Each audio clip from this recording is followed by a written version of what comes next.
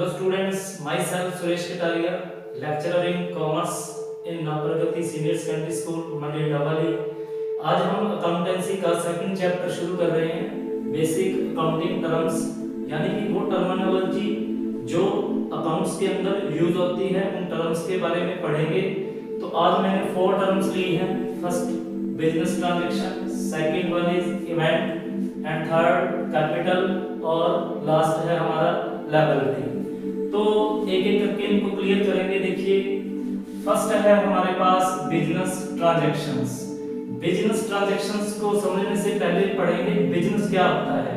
Business का मतलब क्या है, देखिए purchase of good and then after sale with profit motive, यानी कि पहले किसी गुड्स को खरीदेंगे और फिर उसको बेचेंगे और वो भी प्रॉफिट के लिए, तो वो हमारा क्या होगा, बिजनेस होगा। अब ये गुड क्या है, देखिए हर बिजनेस के लिए जो गुड्स होती हैं वो डिफरेंट होती हैं। मान लीजिए मेरा स्टेशनरी का काम है, तो पेन, पेंसिल, नोटबुक, बुक्स ये मेरे लिए गुड्स हैं। अगर मेरा काम फर्नीचर का है तो फर्नीचर मेरे लिए क्या है, गुड्स है।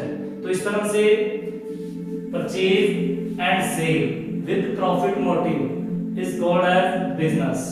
अब पढ़ेंगे बिजनेस ट्रांजैक्शंस क्या है। देखिए बिजनेस ट्रांजैक्शंस का मतलब है कि कोई जो बिजनेसमैन है अपनी शॉप के अंदर, शोरूम के अंदर, बिजनेस छोटा हो बड़ा हो इससे कोई फर्क नहीं पड़ता, उसके अंदर जो भी ट्रांजैक्शंस हैं उनको रिकॉर्ड करना होता है। तो ट्रांजैक्शंस का मतलब क्या हुआ, देखिए गुड्स परचेज कर ली तो ये एक ट्रांजैक्शन है, गुड्स को बेच दिया, सेल कर दिया तो भी ये एक ट्रांजैक्शन है, वर्कर्स काम करते हैं उनको सैलरी दे दी, ये भी ट्रांजैक्शन है, बिजली का बिल आ गया, इलेक्ट्रिसिटी का बिल आ गया, वो पे कर दिया, वो भी क्या है, ट्रांजैक्शंस। तो इस तरह से बिजनेस से रिलेटेड जो भी लेन देन होते हैं उनको हम बिजनेस ट्रांजैक्शंस बोलते हैं। तो सेकंड है हमारा event. Event is the result of business transactions. अब इसको समझते हैं। देखिए मैंने गुड्स खरीदी, परचेज, वो 20,000 में, और फिर उसको मैंने बेच डाला, सेल कर दिया उसको, ये मैंने सेल कर दी 50,000 में। और जहां शॉप पर काम किया जाता है उस शॉप का रेंट जो था वो पे कर दिया हमने 5,000। तो यहाँ इवेंट क्या हुआ, इवेंट देखिए रिजल्ट क्या है, हमने सेल की कितने की, 50,000 की, और वो गुड्स हमने कितने की खरीदी थी, परचेज कितने का था हमारा 20,000, वो आपने लेस कर देना है, 30,000 रह गया। फिर इसमें से आपने रेंट पे कर दिया शॉप का 5,000, तो आपका जो प्रॉफिट रहा वो कितना रहा, 25,000। तो दिस इज इवेंट, ये इवेंट है। तो इस तरह से नेक्स्ट है हमारा कैपिटल। कैपिटल क्या है, देखिए जब भी कोई बिजनेस स्टार्ट होता है तो बिजनेस में कुछ भी नहीं होता। मान लीजिए मैंने एक शॉप की, शॉप के अंदर, दुकान के अंदर क्या है, कुछ नहीं है, प्रोप्राइटर ने, मालिक ने जो पैसा इन्वेस्ट किया है, मनी इन्वेस्ट किया है, मान लीजिए उसने कैश बिजनेस में डाल दिया, कितना, 1 लाख। तो ये क्या हुई, कैपिटल। बिजनेस के लिए क्या है, ये कैपिटल है। इसको हम क्या बोलेंगे, कैपिटल बोलेंगे। कैपिटल 1 लाख हुआ। और कैपिटल जो है ये क्या है, इंटरनल लायबिलिटी है। इंटरनल लायबिलिटी का मतलब है कि बिजनेस ने जो प्रोप्राइटर को पे करना है, अदर पार्टीज को जो पे करना है वो एक्सटर्नल यानी लायबिलिटी होगा हमारा, और जो प्रोप्राइटर को दिया जाना है वो क्या है, इंटरनल लायबिलिटी। अब उसने 1 लाख लगा दिया, तो बिजनेस ने 1 लाख से क्या किया, 20,000 का फर्नीचर खरीद लिया, तो कैश कितना रह गया, बाकी फर्नीचर में चली गई अमाउंट 20 और कैश रह गया कितना, 80।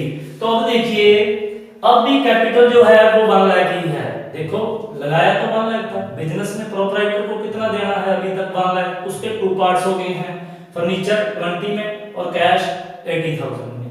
तो इस तरह से जो पैसा मालिक इन्वेस्ट करता है बिजनेस के अंदर वो क्या होता है, कैपिटल होता है। तो नेक्स्ट टर्म हमारी जो है फोर्थ, वो है लायबिलिटी। लायबिलिटी के अंदर क्या है, देखिए लायबिलिटी 2 टाइप की होती है। अभी मैंने पहले ही बताया इंटरनल लायबिलिटी, तो यहां लिख लेते हैं इंटरनल लायबिलिटी। अभी इंटरनल लायबिलिटी में मैंने डिस्कस किया कि जो पैसा मालिक इन्वेस्ट करता है और जो अक्यूमुलेटेड प्रॉफिट्स हैं वो सब किसको मिल जाने हैं, लास्ट में प्रोप्राइटर को ही मिलने होते हैं। तो जो पैसा उसने इन्वेस्ट किया, इन्वेस्टेड अमाउंट, और जो अक्यूमुलेटेड प्रॉफिट्स हैं, अक्यूमुलेटेड प्रॉफिट्स, अक्यूमुलेटेड का मतलब क्या है, एग्रीगेट, हर साल जो प्रॉफिट होता रहता है वो बिजनेस में पड़ा है, लेकिन वो किसको पे होना है, वो कैपिटल में ऐड होकर के प्रोप्राइटर को ही मिलना है। तो इस तरह से ये हुई इंटरनल लायबिलिटी हमारी। अब पढ़ेंगे एक्सटर्नल लायबिलिटी। तो देखिए एक्सटर्नल लायबिलिटी क्या है। एक्सटर्नल लायबिलिटी का मतलब है बिजनेस ने प्रोप्राइटर के अलावा जो भी अमाउंट पे करना है वो सब एक्सटर्नल लायबिलिटी होता है। और एक्सटर्नल लायबिलिटी में देखिए क्या आ जाता है, एक्सटर्नल लायबिलिटी में ये भी दो तरह की हो सकती है। देखिए एक तो होती है ये करंट लायबिलिटी और एक होता है सेकंड नॉन करंट लायबिलिटी। अब ये देखिए करंट लायबिलिटी और नॉन करंट लायबिलिटी क्या है। करंट लायबिलिटी वो अमाउंट है जो विद इन 1 ईयर, एक साल के अंदर अंदर वापस कर दी जाएगी, पैसा जिसका देना है दे दिया जाएगा। उसमें करंट लायबिलिटी में क्या आ जाता है, देखिए क्रेडिटर्स हैं जिनसे उधार सामान हम खरीदते हैं, गुड्स, ये करंट माने जाते हैं क्योंकि कोई भी आदमी हमें ज्यादा टाइम के लिए उधार नहीं देता, 2 3 4 महीनों के लिए मिलता है, तो ये हमने विद इन 1 ईयर वापस कर देना है अमाउंट। इसी तरह से है बिल्स पेबल। बिल्स पेबल भी जस्ट लाइक क्रेडिटर ही है, जो पेमेंट बिल का आपने 2 या 3 मंथ के बाद लौटाना है, वापस करना है। इसी तरह से बैंक ओवरड्राफ्ट है। बैंक ओवरड्राफ्ट का मीनिंग है आपने अपने अकाउंट में से जो आपका पैसा था उसके अलावा बैंक का एक्स्ट्रा पैसा यूज कर लिया है बैंक की परमिशन से, वो बैंक ओवरड्राफ्ट है। उस पर वो भी आपके लिए क्या है, बिजनेस के लिए लायबिलिटी है। तो इस तरह से कुछ करंट लायबिलिटीज होती हैं बिजनेस के अंदर।